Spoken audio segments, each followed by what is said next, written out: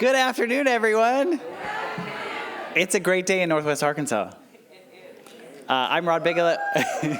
I'm Rod Bigelow, Executive Director and Chief Diversity and Inclusion Officer at Crystal Bridges and the Momentary. And I'm thrilled that you're here at the Momentary for this really interesting conversation. We haven't put them on the stage together before, so this could be really interesting. I promise it will be. So I'd like to begin today with our Indigenous peoples acknowledgement. As Crystal Bridges and the Momentary, we recognize our role as settlers and guests in the Northwest Arkansas region. We acknowledge the Caddo, Quapaw, and the Osage, as well as the many Indigenous caretakers of this land and water.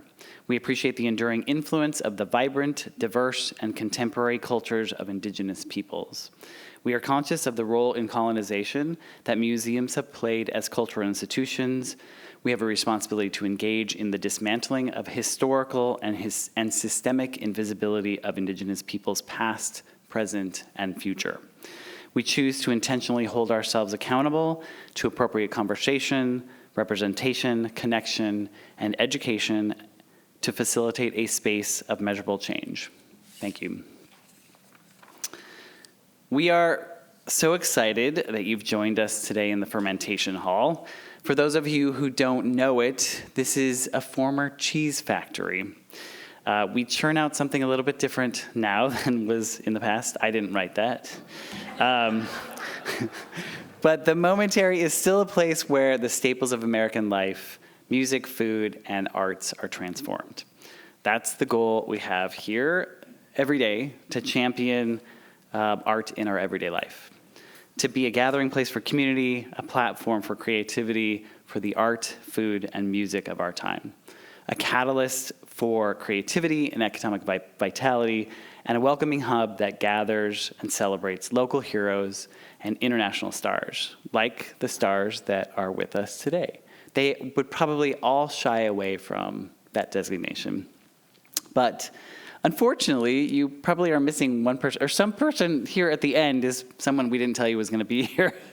So unfortunately, Deb Willis is still, actually, she was in the air till just a moment ago, delayed from her flight from Washington, D.C., where she was attending her son's, Hank Willis Thomas, receipt of the International Medal of Arts Award.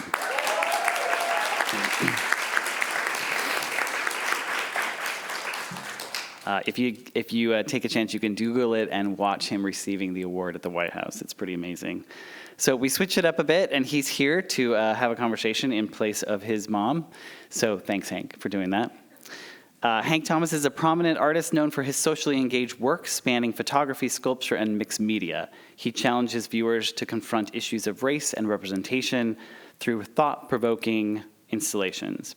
Hank works inspire critical discussion on the topics of community, culture, and social justice, making him a significant figure in the intersection of art and activism.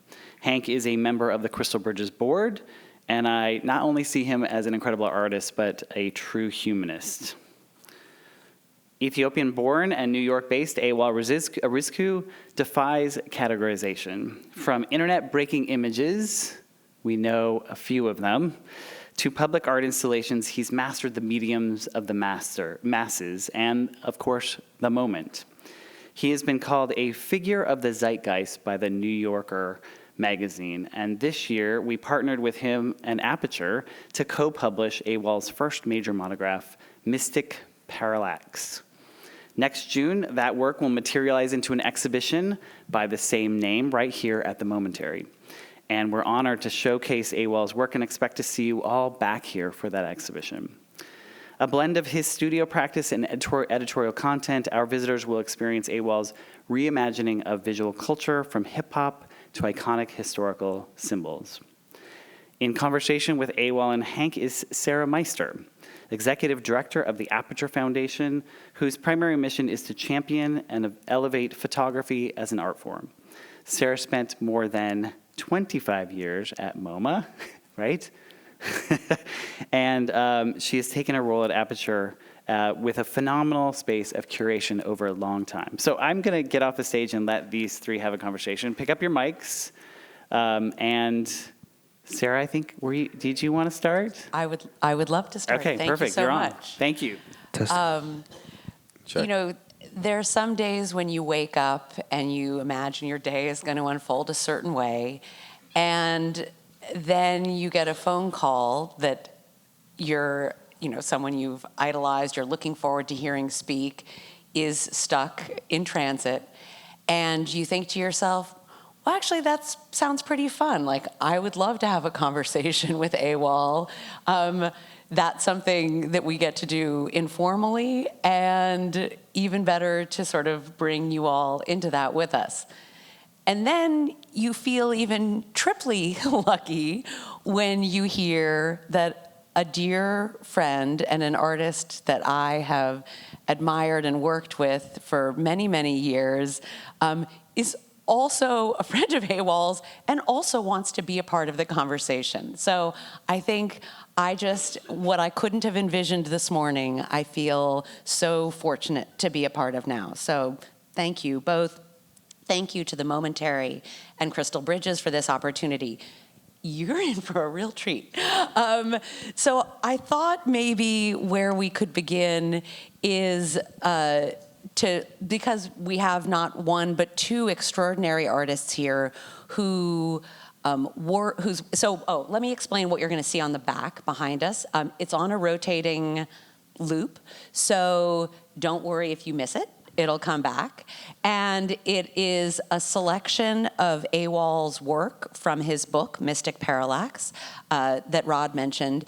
And it also includes a handful of installation views from the exhibition of Awol's that opened last Friday at Sean Kelly Gallery in New York. So I think what I would love to begin with is to kind of, you have each had very big weeks in the past week. So maybe just tell us how you got here today, how you're feeling, how the opening was for you, Awol, and could we start there?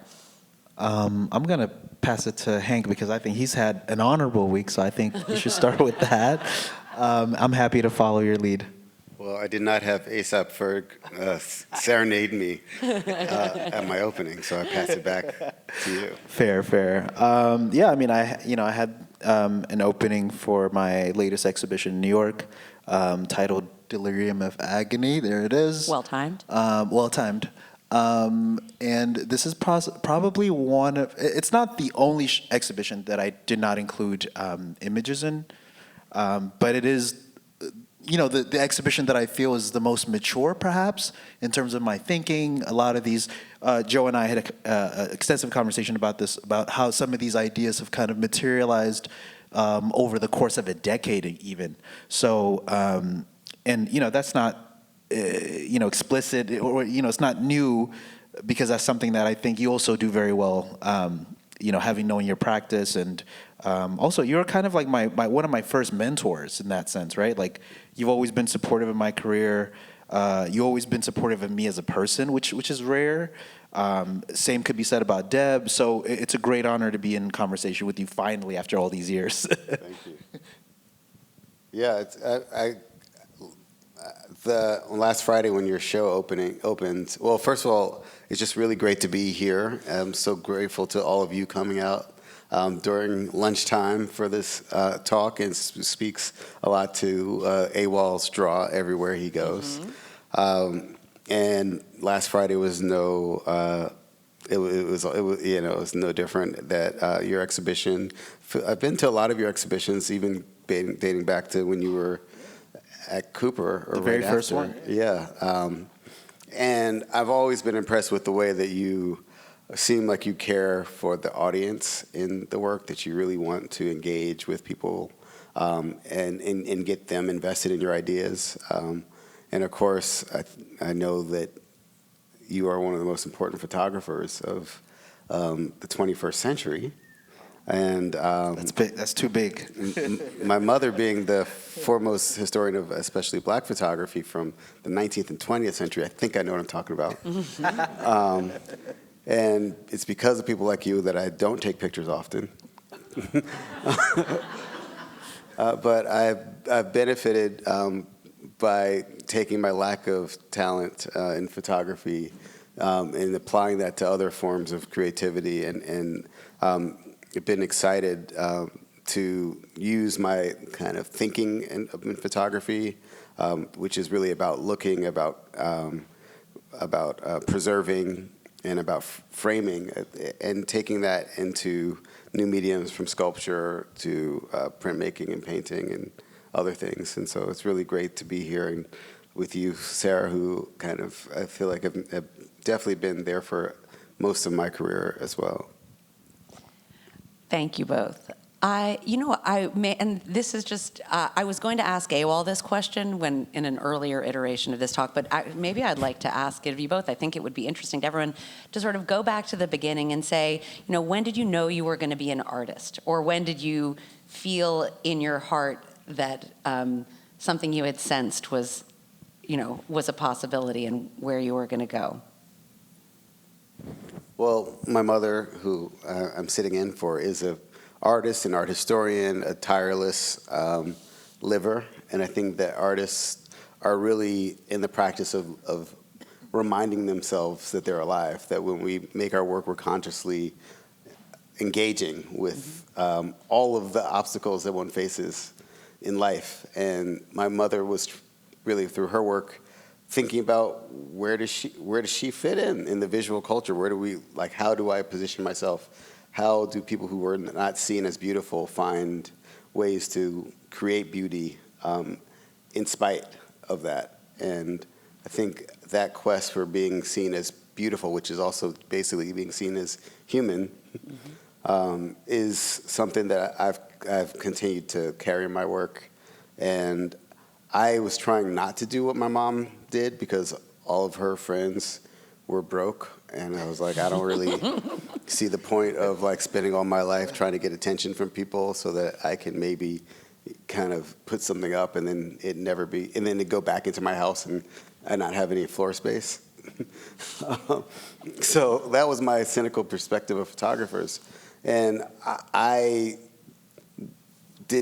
or artists in general, and so I went to art school. I went to NYU for photography and Africana studies, just because I thought, I didn't know anything better. And then I got out and thought that didn't have enough ambition to stay in the real world, so I went back to art school, which is where people go.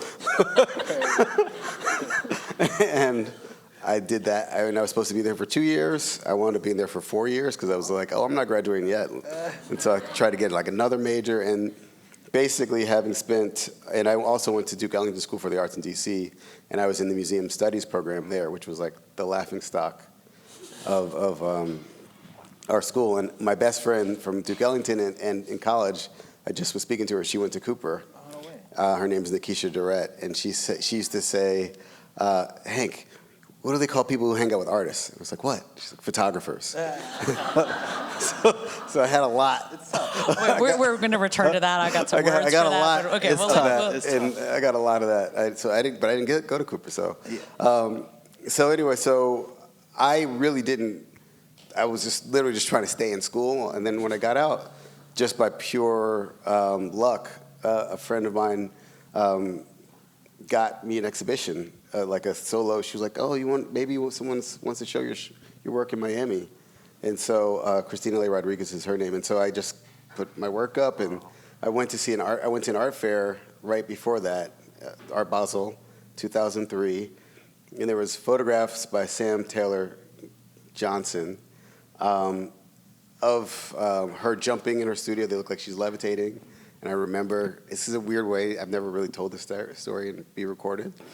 But my friend Wyatt and I were there, and we saw these pictures that were 40 by 60 inches, and they were great pictures of her jumping in her studio. So we went up to her dealer, and Wyatt tried to look serious. He was like, so how much are these photographs?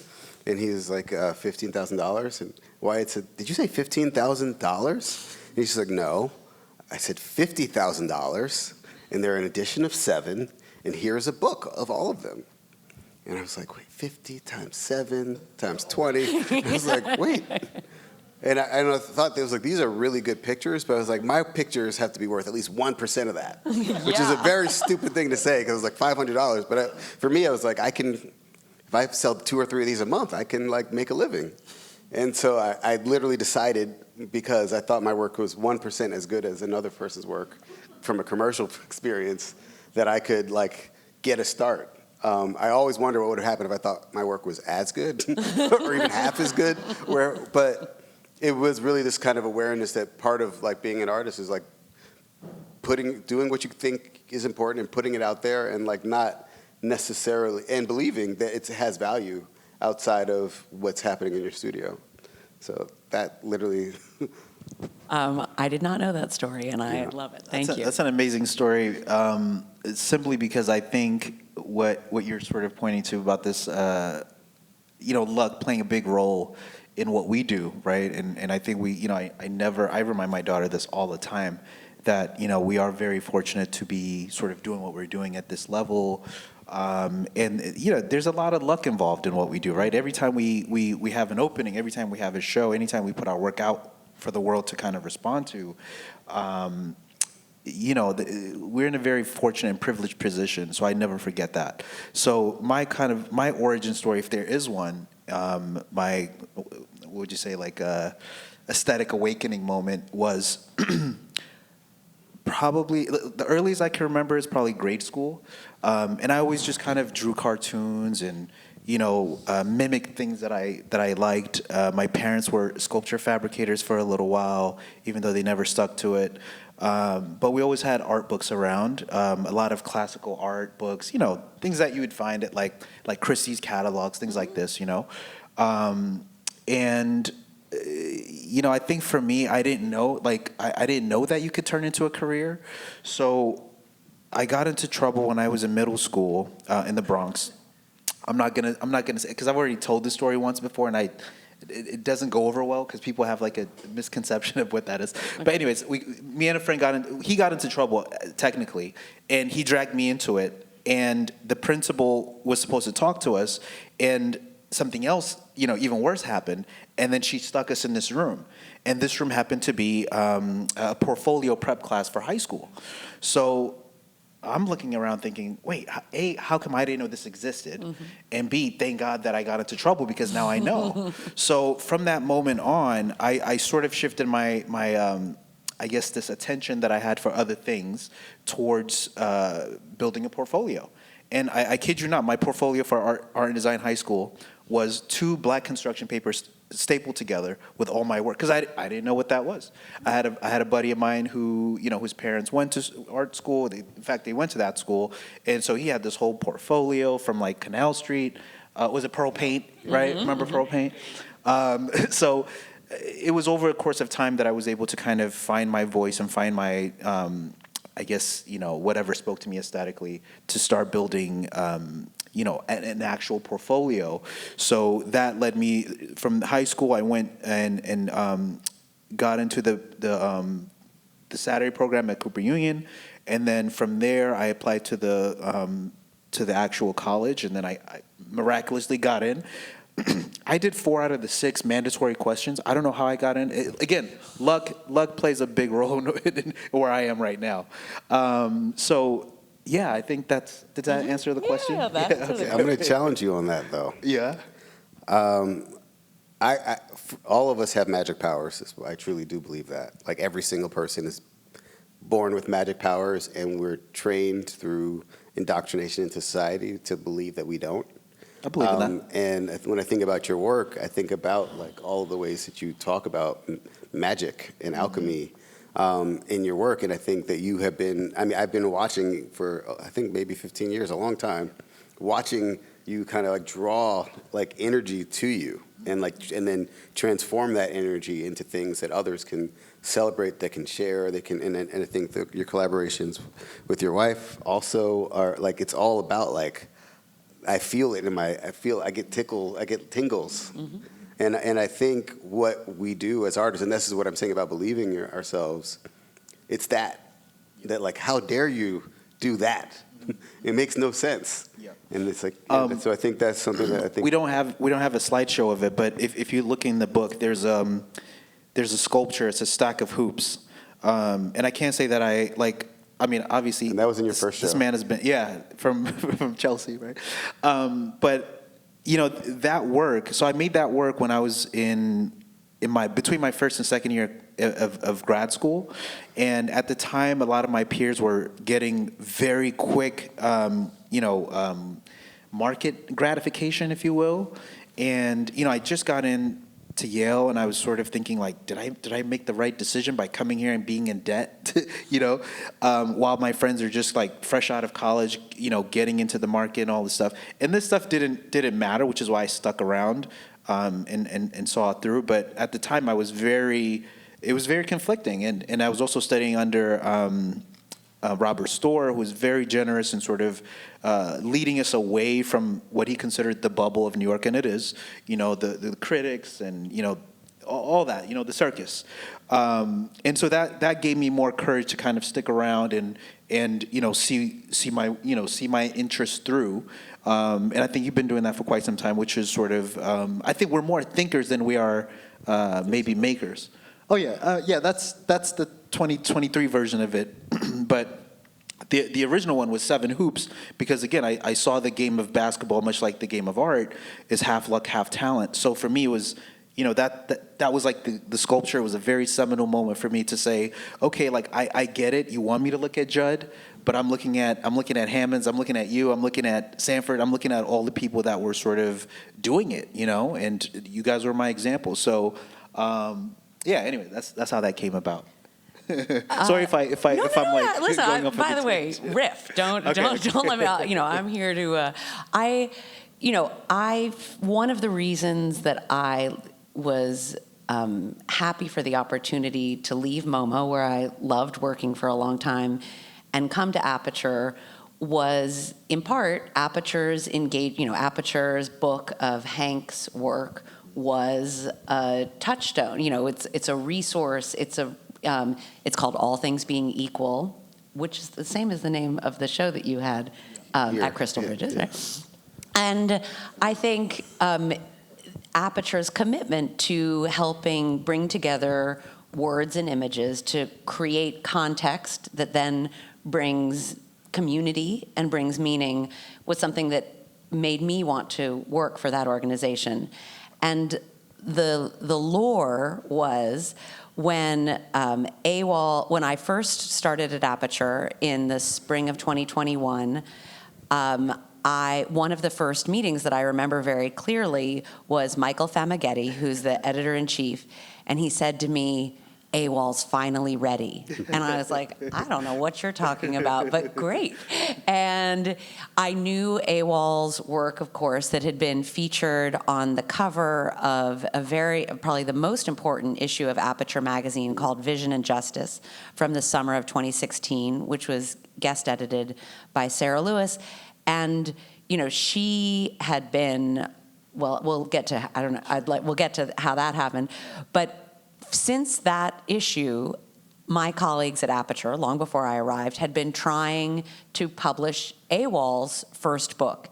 Are you ready? Are you ready? Are you ready? And Awol kept saying, not quite yet, not ready, to speak to this question of time and actually resisting the push to make, to put something out there in a way before you feel ready. So Michael Famaghetti was over the moon. He said, Awol says he's ready.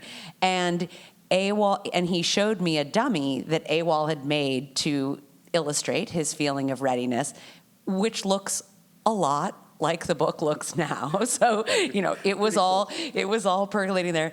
And so I think within a month of my being at Aperture, I went to LA. I got to do a studio visit with you. We are so happy to have been able to co-publish this book with The Momentary and that it will lead to this exhibition next spring. But Awol, I would love to hear, that's my side of the story, but we all know that there are other sides of the story. I would love to hear how much pressure you felt Aperture was putting on you and, how that timeline and process felt. Anything I say here, I know there's artists in the room, so please take this with a grain of salt. But yeah, the pressure was definitely there. But, it wasn't even so much from you guys as it was from my peers. There's this thing that I always feel, and I know, Hank, you could speak to this. You have an idea, and you share it with the world, and as you're sort of developing and sort of figuring out the next move on that, other people are also grabbing at those ideas, and they're trying to kind of capitalize on it before you stop that thought. And again, I go back to this idea of like being a thinker and not just a maker. I rarely work with big teams unless it's like a commercial thing or whatever. I mean, my family's here; they can attest to this. I like spending a lot of quiet time alone in my studio, just kind of thinking about my work before I make a move.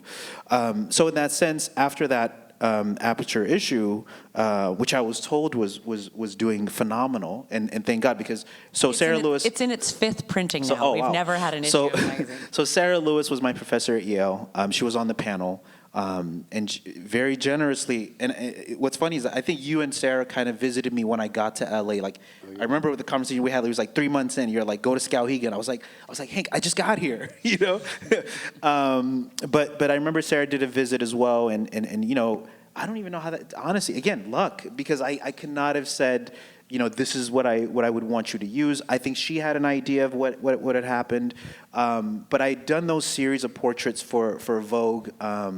It was like It was like the first year Afropunk had done the festival. Well, maybe don't quote me on that. It was Vogue doing the pictures at Afropunk. Okay. And they had asked me to make those these gridded images that I had done from a story with Vice a couple years back. So they wanted their own version. So I was like, you know what? I hate doing this, but I get it. You guys are media, and sure, I'll do it. So I ended up building a studio at the festival, and they helped me sort of bring some people on, to be photographed.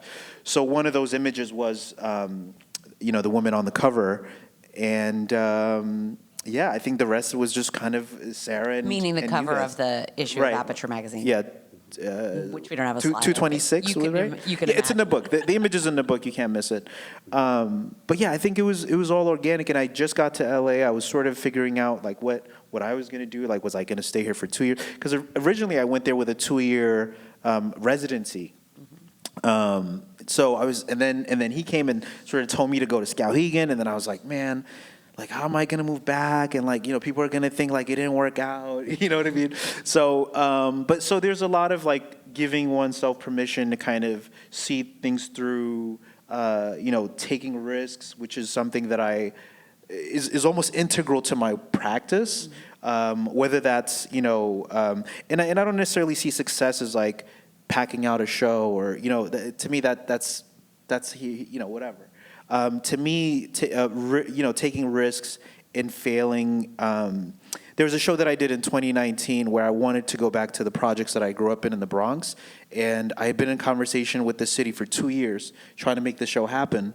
It's called Smokes of Anatomy. Some of the shots are in the book as well, at least the film, and that was a show where I wanted to bring the art world to me, or like to my neighborhood where I grew up, as opposed to always showing in Chelsea, always kind of counting on that kind of formula in a way. And, I don't want to say it wasn't successful, but to me, what would have been more successful is if the people from the community saw my gesture and met me halfway. Mm-hmm. But I mean, I opened that show, which was inside a first floor walk-up apartment near where my parents live. And, I brought all the, neons, images, other, impromptu sculptures, video that, part of the film.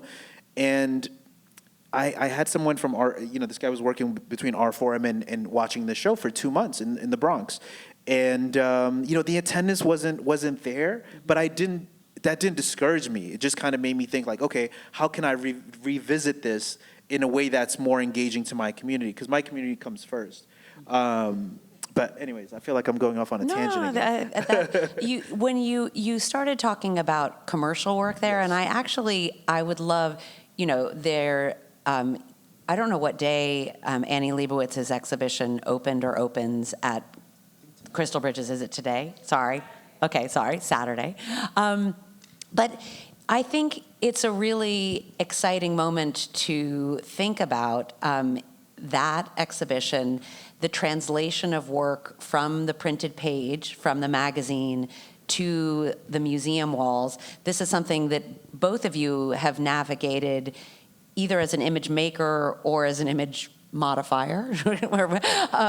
But I would love to hear both of you, think about that arc between, because photography, there's a wonderful democracy when you're speaking of the audience, who you're making the work for.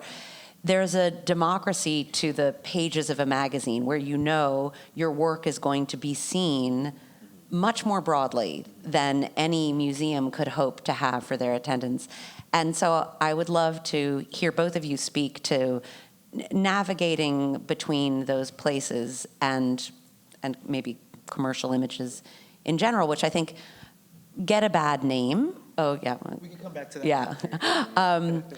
But I think, to me, they're part of the sort of plurality of what makes photography so interesting. And the problem are the hierarchies, not necessarily the reasons for which one might make a work. But I'd love to hear each of you speak to that.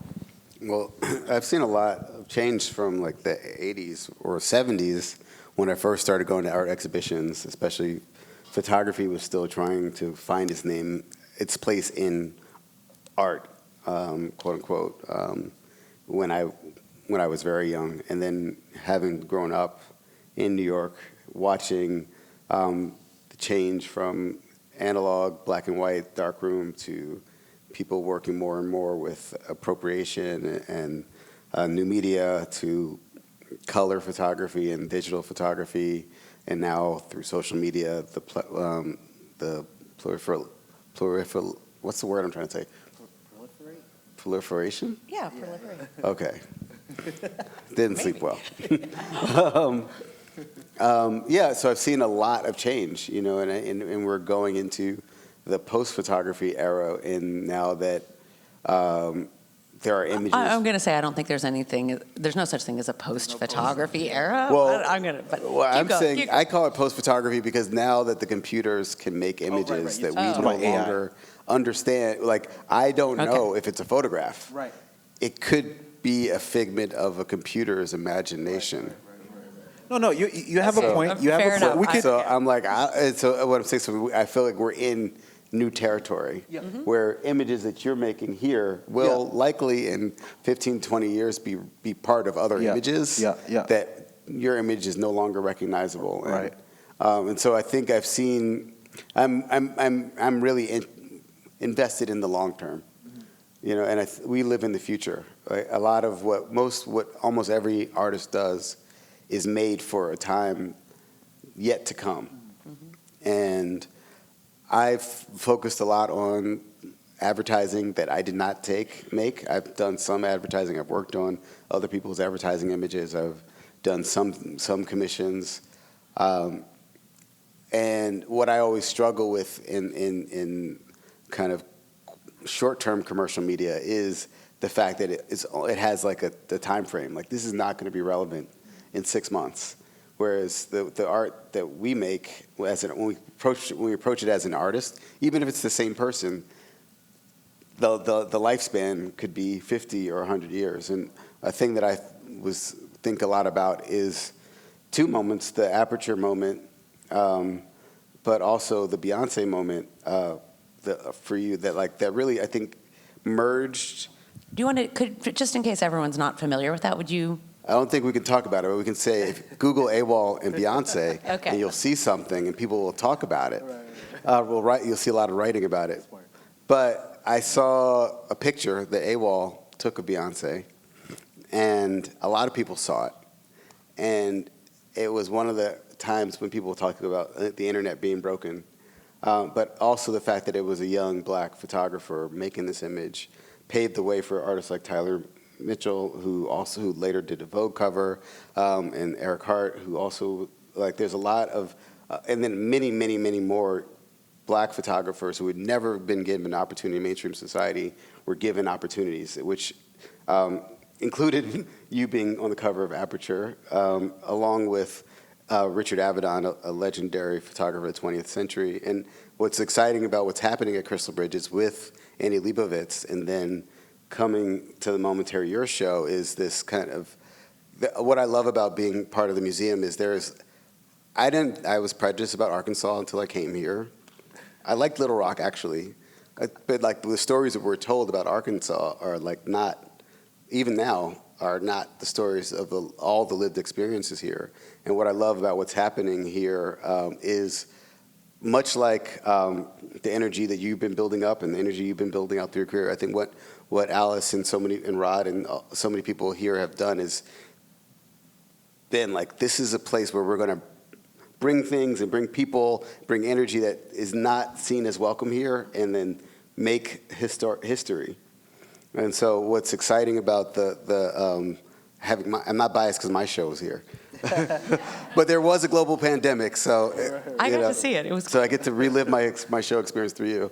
But is that like there's this understanding of the connection between the books that travel and exhibitions and the artists that travel the world and then passing through here in the heart of the country. In many ways, there's something bigger, and even with the land acknowledgement, which is very challenging because we're never going to do enough. Right. But it's also important to make those acknowledgments. So when I think about my work as an artist, it's really like space-time as like I see it all at once, and I see myself in it, I see myself out of it, and I see myself in other people. And so I will stop there because I think I just went somewhere else. While I was Keep talking. going. No, but you know, I was thinking about your branded series and how, you know, I was at Cooper maybe like my sophomore, junior year when I came across that work, and then the work you did about your cousin who was, you know, the stop motion stuff. I mean, that still, you know, ingrained in my memory. You know what I mean? It's really powerful, and I think you can see that now, and it still feels fresh. You know, and that's the power of like making images, strong images, and I think those are maybe like probably one of the first Black conceptual images that I've come across, you know, as an artist. And so I think it definitely had its own effect on me in terms of how I thought about making images after you, because I was like, well, you know, I can't put Nike on somebody's head anymore. You know, like the Nike logo, or like I mean, there's so many brilliant things that you know that you just did better. You're like, I can't do that. But I'm gonna do it like this. But that's I'm gonna make him not want to do it anymore. But that's the beauty of like, you know, having great artists who come before you, because then they kind of not only pave the way, but they also challenge you to kind of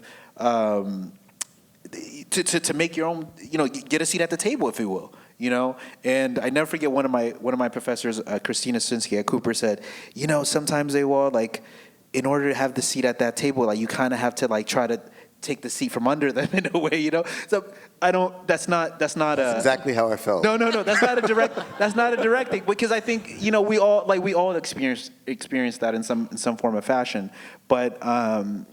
You know, these were what was going on in my mind when I was in school and looking at your work and thinking of like, well, where can I take it now that, you know, Hank has already kind of mastered this domain, you know? I forgot what the original question was. I want to say though, I experienced it differently because my mom, when she was a very early booster of Awol, it was kind of like I stopped existing for a moment as an artist. And my mom, even though she's very successful, she's not biased about big upping her son. She's like, have you met my son? Have you heard my son? She's very Have you seen his work? And then she decided, like, Awol really got it. And I was like, yeah. And I think my experience from the other side is like, I don't have to try so hard to do this because people who are more aware or engaged in a different way are actually taking it much further. And you give me license to go in different directions because I could try to be in conversation with you, which I hope we will. We are. I feel like we still are. We are. But like around the specific same things. Yeah, but that's I feel like really, I think what you've done in the past. Yeah, I'm totally in awe of what you've done. I think we're in a very interesting time and space right now, all of us, where we're reacting to the most of, you know, everything all at the same time. And that's kind of exciting because then it starts this sort of arms race of like who's gonna push this idea further, you know. I just saw some install shots of Derek's show, and I saw some sculptures. I was like, wow, like Derek he's Adams really taking in it LA. there. Yeah, Derek Adams, he's in LA. If you happen to be in LA, you can check out his show. But that's what I mean. It's like, you know, the show opened and then his shows, you know, back to back.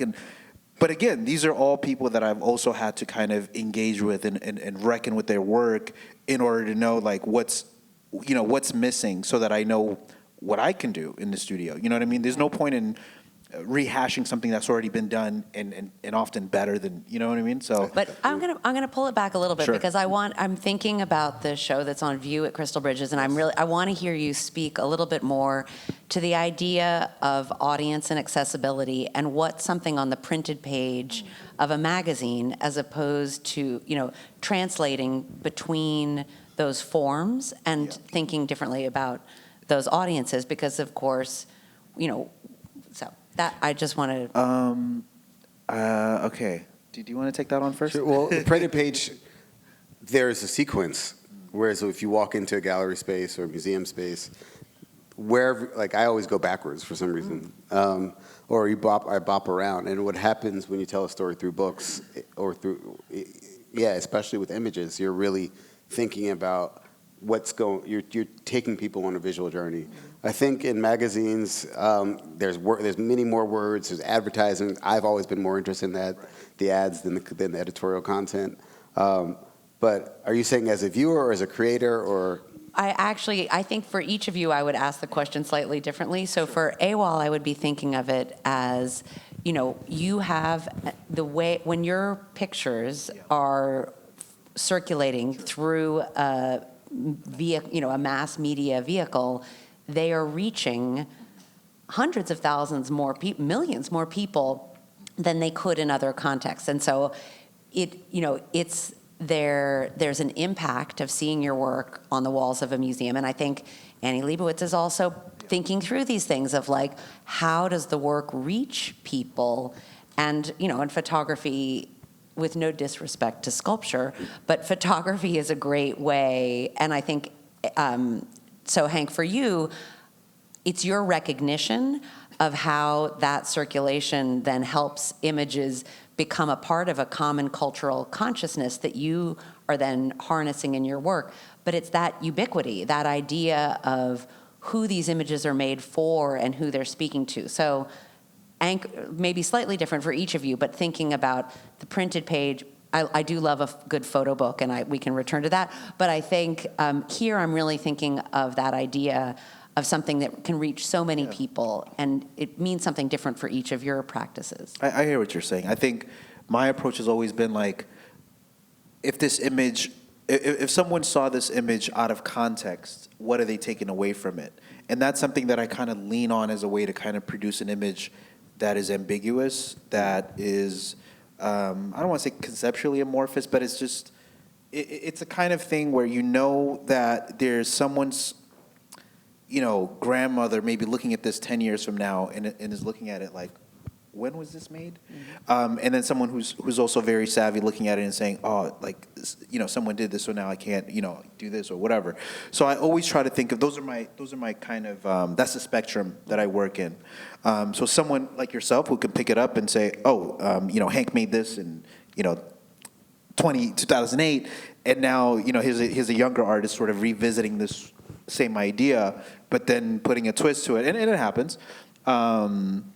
So yeah, I think I always think about it from that spectrum, and then just knowing that half of it also is just, you know, people stumbling on things, and half the people don't even pay attention to who made the images. Mm-hmm. They just want to be entertained, mm-hmm. you know. So there is a bit of that, like, especially with magazines, you know, they want to sell covers, they want to sell a story, they want, you know, now there's this added sort of, they want to go viral. So that's something that I have stopped thinking about in terms of making images, but it was something that, you know, when I was a little bit younger, that I was like, well, how do you reach a mass audience, and how do you make them think about how this image got on, you know, a Vogue platform or a New Yorker, or you know what I mean, like a platform that I mean, not even 10 years ago was advocating for these types of images. Now, like, that's all they want. You know what I mean? So, yeah, that's how I think about it. What about you? Because my mother's work starts with looking at photography historically, even when I look at photography now, I'm looking at it historically. And there was a time when there were, where you could almost tell a story of photography, and now there are more images taken in a millisecond than any of us can make sense of in our entire lives. And when you make an image now, like it used to be that there were this many channels, this many publications, and these were popular and everyone saw it there, whereas now anybody can make, everyone here has a camera. Everyone here is an artist, is a photographer in a sense. And what I always think about is, how can I make something or be a part of something that is bigger than the moment?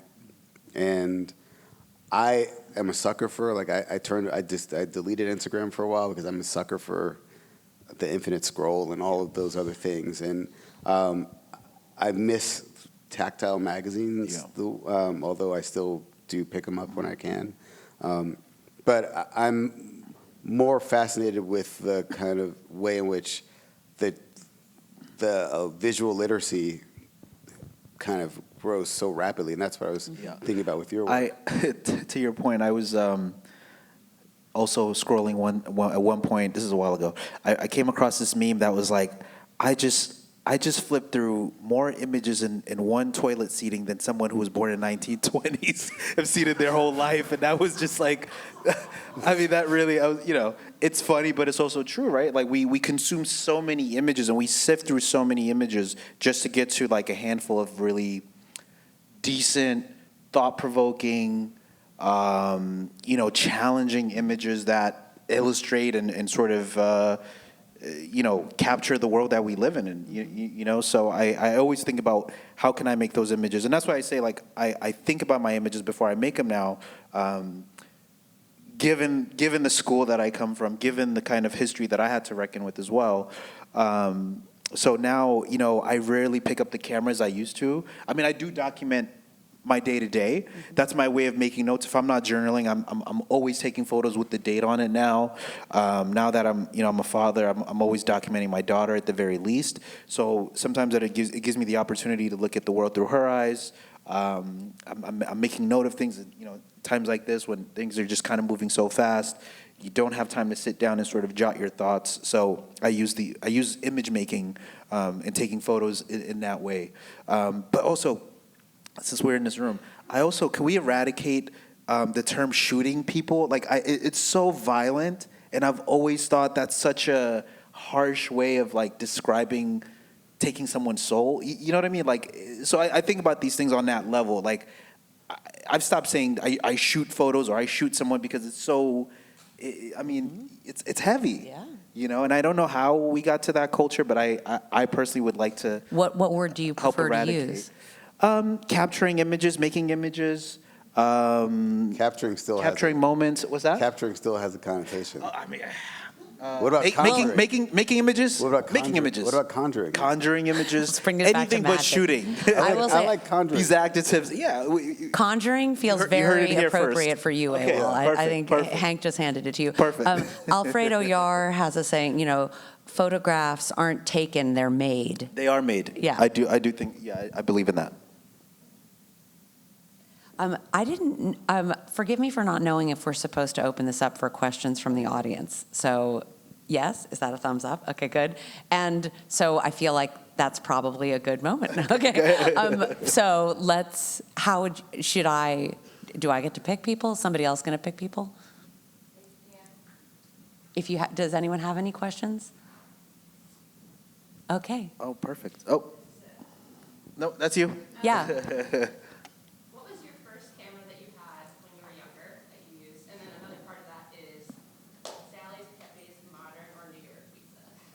Good, very good questions. Camera-wise, again, I hate to disappoint people who have these questions of the camera, because I really think it doesn't matter what you're making images on. I think as long as you're able to illustrate these ideas that you may have. It could be anything. So my earliest memory was probably borrowing like a Canon 1000, if that's a camera, when I was in college. And I have to tell you, like I didn't intend on becoming an image maker or a photographer in that way. I just fell upon it because of the kind of professors that I had when I was going to school who pushed me to kind of keep investigating and interrogating the medium. So again, I'm very fortunate to have had luck in that field, but I'm the wrong person to ask about a camera. I also used RZ, which I know is very good, or Annie has used in the past. And while I'm on that subject, her book, which is also the title of this exhibition, Annie Leibovitz at Work, is a really fantastic book for anybody who's interested in these sort of questions, because she goes through all her images and kind of lists what images and equipment, lighting, all this. I mean, it's a very useful educational tool. So buy it if you can get your hands on it. Just so you know, I wasn't worried that you had a wonderful camera or Oh. a crappy camera, or you made a pinhole camera, or which one, but what inspired you? I see. Yeah. It's whatever the school had at that point. I was like, this thing, I guess. But the pizza question. Yeah. Oh, and the pizza. Yeah, I mean, let's not forget okay, pizza. I'm gonna. I think it was Pepe's that I. Oh, come on. I lived around the corner from a bar, so yeah. Good question. What was your camera? Your first camera? My eyes. Good one. See, he's a conceptual artist, so very well. I will say, once upon a time, I was a photographer until I realized I had no talent. But in the window in which I thought I had talent, for me, what I loved most about it was the alchemy of it, was the magic of sort of not knowing, that was back in the day when there was a gap between what you saw and what you ended up seeing. And I think that actually, whether you're working with received images or you're making ones, partly what I enjoy about your work is that there's still that gap. In other words, I've been to your studio, I've seen these still life setups, and they don't look anything like your photographs look. And to me, that gap remains really interesting. Is there? Yeah, go ahead. First front row and then third row. We got you. A two-parter. Hello to you both again. Awol, I'm curious, as I'm seeing the slides and everything in your new work, can you speak about the power of black subjectivity, and now that you are conjuring, as your new word, I guess, the means in which you photograph and collect and are kind of joining that with your community? Do you want to ask the second question or one at a time? Oh, okay. Actually, let's then. If it's for Hank, then you can. Yeah.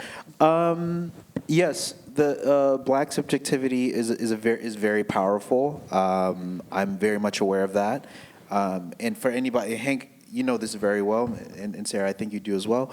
I started out making portraiture when I was living in the city, when I was living in New York, when I was organically running into people.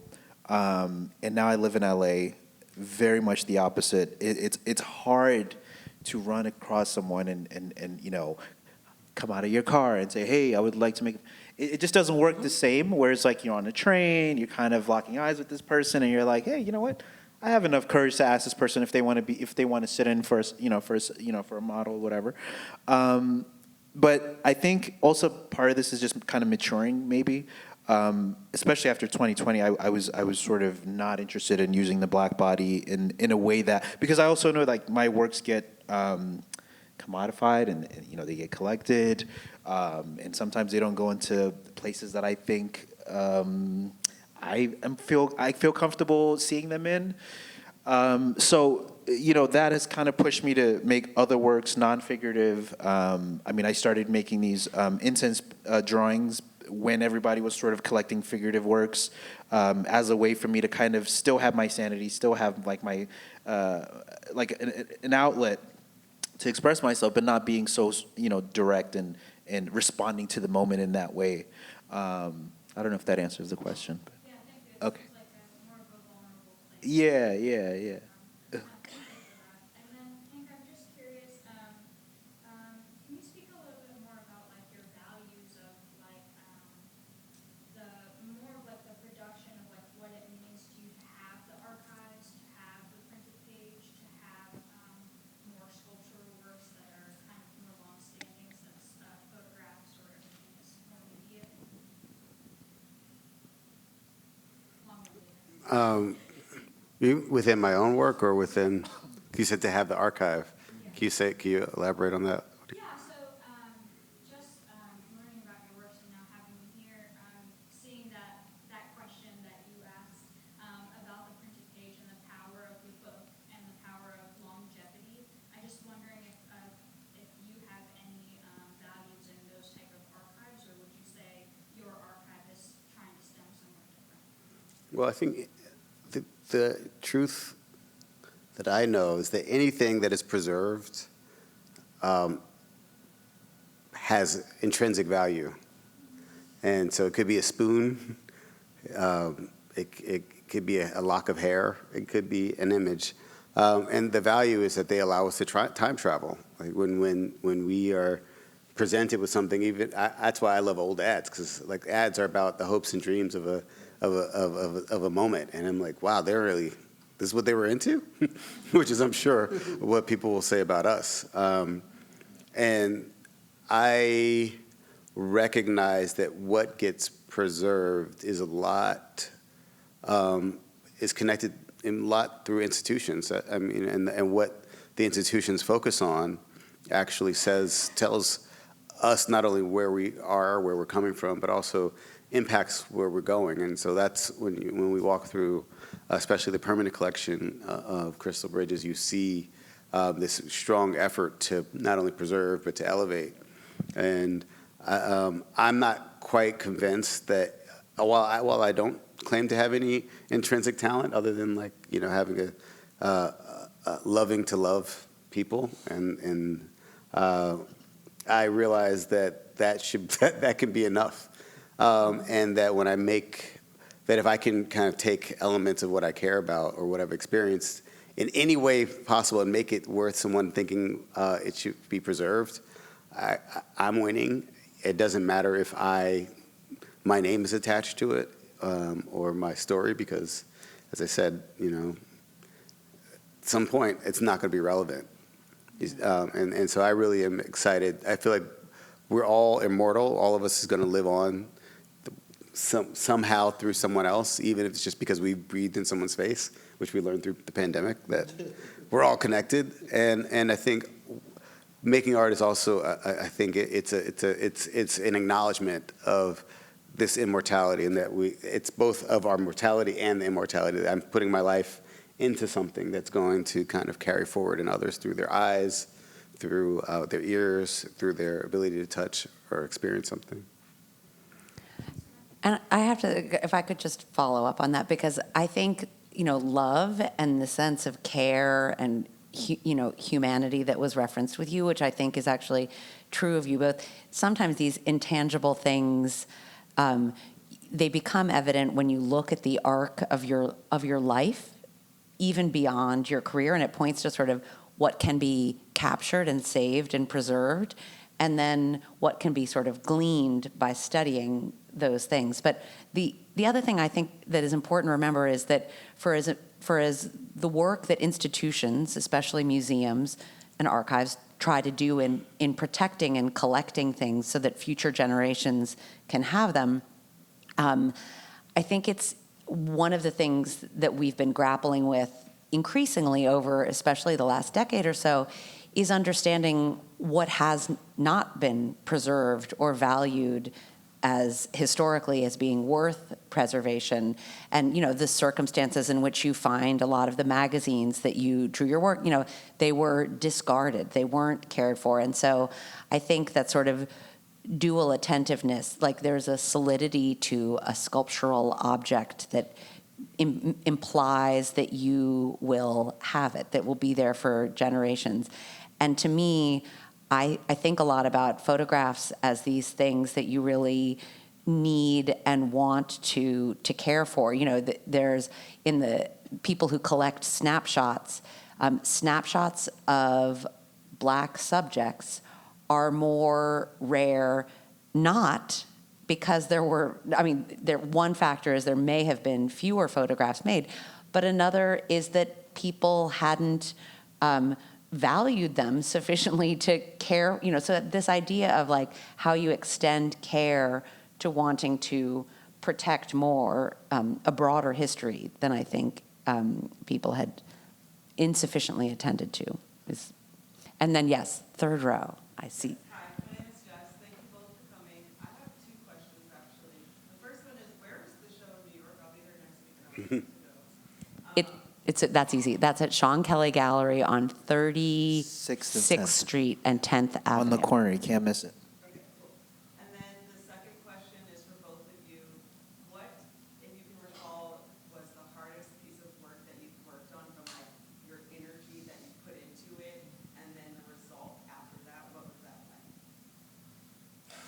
I love that question. You must be an artist. Okay, yeah. Let's see. Hank, do you have anything that comes to mind? Marriage and parenting. It's true. This is true. On a practical level, I think a lot can be said about a lot of works. You know what? Something came to mind. 2019, I had this moment where I was up against Man Ray's history with African masks, Hammond's history with African masks, all these European sort of masters, if you will, and where I saw myself in this conversation. And as I looked around, the one thing that I'm also Muslim, so there's another element of like spirituality that comes into this. But I looked around and I said, you know what? I have to do something that most of these men or people in this arena can't do, which is burn the African mask. And for me, that was a very difficult spiritual thing to do, because it wasn't just burning the mask for the sake of creating an image with fire, right? I think I had gone through this period of like cool, and then it was like burn everything, right? I had made a lot of these still lives, and then I got to a point where I was like, okay, how are these masks gonna live another life? And so for me, I had to dig a lot, deeper to kind of get to those type of images, if that makes sense. I remember specifically, my studio. I remember like using the fence as like a place to burn this thing. My neighbors looking at me like, what the hell is this kid up to now? Because I had a bucket of water waiting. But honestly, it wasn't even the burning that was scary for me. It was the act of doing it and then going back into my studio, because it was just like, there was just something like, I don't know, the unknown of like, what if this thing does have spiritual value, and like now I'm going to be haunted. Yeah.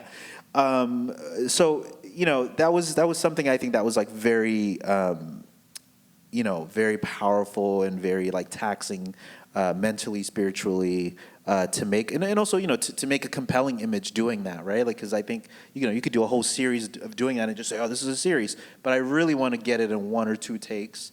And it took a while. It was a bit of a practice. It was a bit of some shifting happening.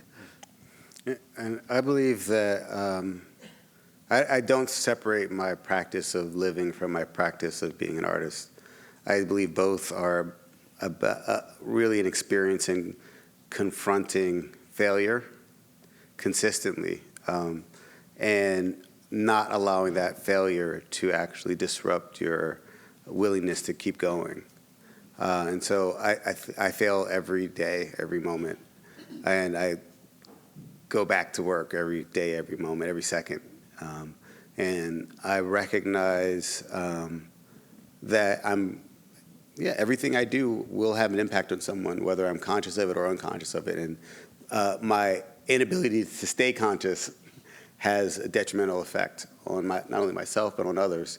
A project that I worked on that it was exhibited here, Question Bridge Black Males, is one of my favorite examples of collaboration. All of my work also is in some form of collaboration, if not with the viewers, with other makers. And I don't believe in race. It's a social construct It's a divide and conquer strategy to allow some people to get ahead and some people to be held back. It's a fact. And so I've constantly contended with, like, okay, it's not real, but the impacts of race on my life are real, and gender as well. And so I collaborated with a group of people on a project called Question Bridge Black Males, where we traveled the country for 4 years and video recorded African-American men, self-identified African-American men, asking questions of other self-identified African-American men, and we would video record the questions and then show them to people and then video record the immediate answers.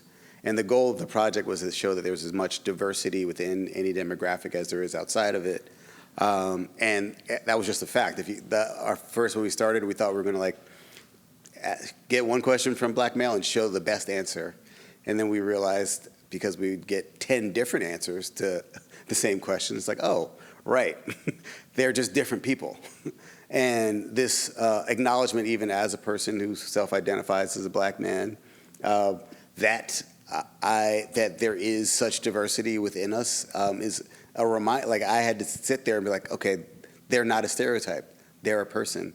And then we, after that, took hundreds of questions and hundreds of hours of video and compiled that into a 3-hour, 5-channel video installation, which was really boring if you just looked at it.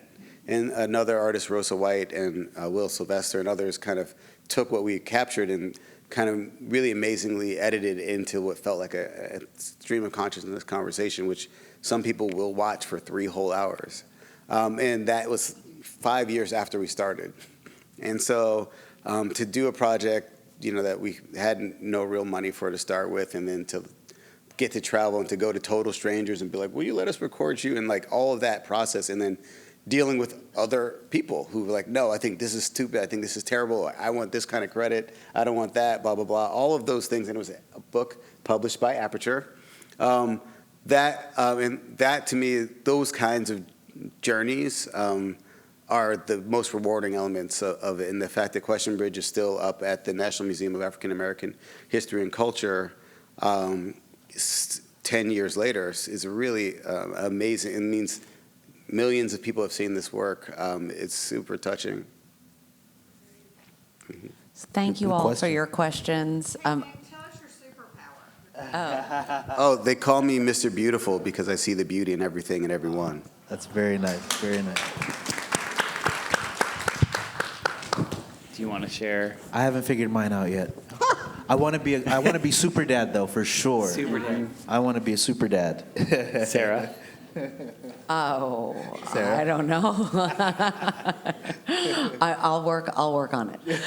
I'll be back next spring for AWOL's opening. I'll know my superpower. All right, I'm gonna hold you to it. And what's your superpower? The person that asked it. Me? Yeah.